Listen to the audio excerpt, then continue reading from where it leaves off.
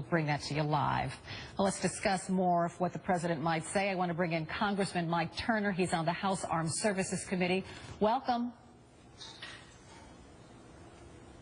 Thank you for having me. What do you need to hear from the president? Well, Vladimir Putin bears full responsibility here. Russia has opened a war zone in Europe, and of course this tragedy has certainly brought that in focus. We have to understand that there's been a number of aircraft that have been taken down in this area previously. 2 Ukrainian helicopters, a transport plane, and a fighter jet had already been taken down. They're already signaling that both Russia and the Russian separatists had been actively targeting aircraft. As we know, the president has increased sanctions on Russia because there are Russians on the ground. Russia has gone in and out of the border. Clearly, this conflict is theirs. Now, Putin's efforts to blame Ukraine is really an effort to just blame the victim. What the president needs to do is to be very strong with Russia, understanding that we need to both increase international pressure and U.S. pressure because they are the sole control of this war zone that they've created. You've said that we need to take swift and decisive action. What exactly are you proposing?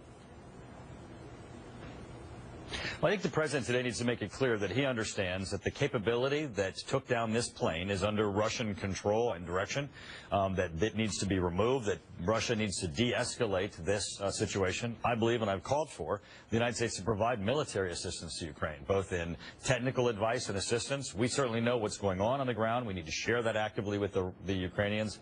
We need to share with them even strategy and understanding of what they need to be able to do to protect and defend their country. But also the president needs to, in very clear words, make it understood that the United States sees this as a Russian incursion and a war zone that is created by Russia within Ukraine, totally at their doorstep. Some feel the need for the president to talk tougher on the situation. Do you agree? Well, I think it's not just an issue of talking tough, it's acting tough. The NATO allies, our European allies, the United States have been moving cautiously with sanctions. That, of course, is a dial that can be turned up. It is a dial that has been turned relatively slowly, although the president has taken the next step recently. But I think also we need to be more closely working with Ukraine, and now that we know that this war zone that Putin has created is affecting Europe, and it certainly affects our allies.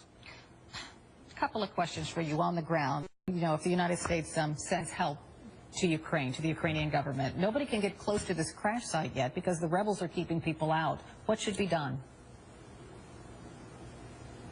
Well, this is absolutely unacceptable. I mean, this shows that Russia never really was part of the international community and following international standards. The prospect that black boxes or even, pieces of this missile could have been collected and taken to Russia could not have been done without Russia. It's not as if, there's some manual sitting there that the separatists could just find to understand how to remove these items and send them to Russia. There has to be a really, looking behind the curtain, if you will, and clearly identifying it. This is not an issue of Russian separatists. This is not an issue of difficulty in Ukraine. This is absolutely a Vladimir Putin war-created zone within Europe. If Russia does indeed have these black boxes and it refuses to turn them over or admit that it has them, what does the United States do?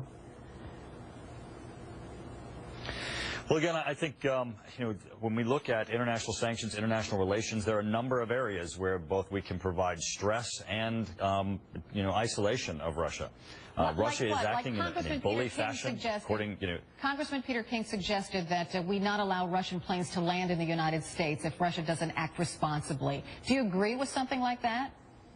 I think it's an excellent idea. Absolutely. Because when you look at someone who's in the international community and them acting responsibly, they need to act in the area in which the international community provides them access. If Russia is not going to act as a member of the international community to actually assess and let us all know what occurred here so that those who did this can be held accountable. This is a tragedy, and the perpetrators need to be held accountable. If they will not allow that, then they need to be held accountable, and the pressure needs to be increased on them. Congressman Mike Turner, thanks so much for being with me. I appreciate it. Thank you.